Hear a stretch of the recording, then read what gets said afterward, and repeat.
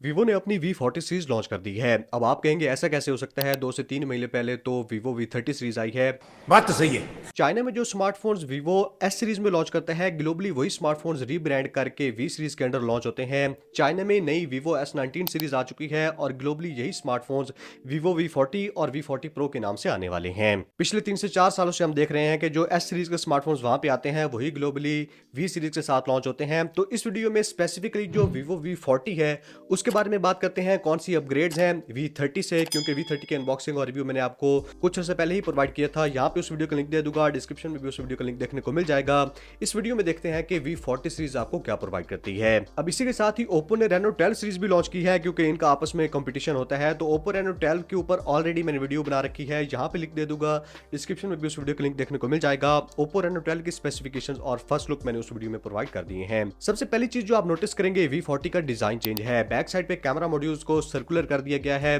जो ring light और ring light होती है उसको थोड़ा सा चेंज किया गया है। डिस्प्ले की स्पेसिफिकेशन सेम है, 6.78 इंचेस का 120 हर्ट्ज रिफ्रेश रेट के साथ FHD रेजोल्यूशन के साथ एमोलेड डिस्प्ले वीवो V40 में प्रोवाइड किया गया है। कर्व डिस्प्ले है, इन डिस्प्ले फिंगरप्रिंट स्कैनर के साथ आता है। बैक साइड स्मार्टफोन की ग्लास की है और फ्रेम एल्यूमिनियम का प्रोवाइड किया गया है। डिस्प्ले पे वीवो V40 में कॉर्निंग गोरिल्ला ग्लास 6 की प्रोटेक्शन है, IP65 की रेटिंग देखने को मिल जाती है।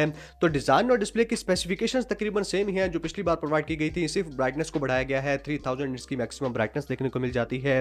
और दूसरा चेंज जैसे मैंने बताया कि कैमरास की शेप में देखने को मिलता है। और आप नोटिस करेंगे कि पिछली बार V30 सीरीज में बैक साइड पे डुअल कैमरा सेटअप था, यहाँ पे ट्रिपल कैमरा सेटअप प्रोवाइड किया गया है। दूसरा मेन अपग्रेड वीवो V40 में बैटरी और चार्जिंग स्पीड के डिपार्टमेंट में है। ये स्लिम सा स्मार्टफोन 6000 mAh की काफी बड़े साइज की बैटरी प्रोवाइड करता है। पिछली बार 5000 mAh की बैटरी थी। उसके साथ चार्जिंग स्पीड सेम है, 80 वाट की चार्जिंग को ये वाला स्मार्टफोन सपोर्ट करता है। अब इतने स्लिम स्मार्टफोन में 6000 mAh की बैटरी का होना काफी अच्छी बात है। और वीवो की V सीरीज बैटरी में ज्यादातर नोटोरियस होती है, तो ज्यादा अच्छी बैटरी प्रोवाइड करना मेरे ख्याल में काफी अमेजिंग है। उसके बाद तीसरे नंबर पे परफॉर्मेंस और सॉफ्टवेयर की बात करते हैं, तो यहाँ पे चीजें काफी हद तक V40 में वीवो V30 वाले ही प्रोवाइड की गई हैं। स्नैपड्रैगन 7 Gen 3 का प्रोसेसर है, उसके साथ 12 GB की रैम, 256 GB स्टोरेज का कॉम्बिनेशन प्रोवाइड किया गया है। UFS 3.1 की स्टोरेज है, LPDDR5X की रैम है।